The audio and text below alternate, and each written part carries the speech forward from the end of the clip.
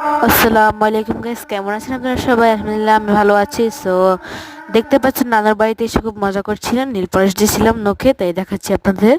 ঢং করতেছিলাম। আর কালকে আমাদের নানার বাসায় ওয়াজ, বাট দুঃখের বিষয়ে দোকানপাট উঠবে, মানে যেখানে ওয়াজ হবে তারপরে দোকানপাট উঠবে, মানে ঘরের সামনে উঠবে না।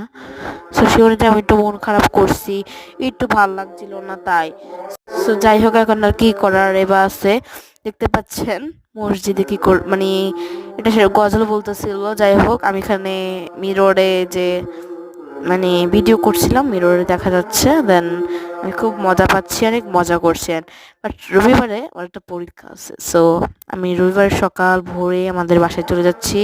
আমার আম্মু আসেনি, তাই আমার আম্মু কালকে আসবে ওয়াজের দিন। সো আমি আর আমার বোন তানহা ওর সাথে আছে। আমার খুব ঠান্ডা লাগছে, তো তাই এরকম অবস্থা। আচ্ছা যাই হোক, আজকে ব্লগটা কেমন লাগছে অবশ্যই বলবেন। সো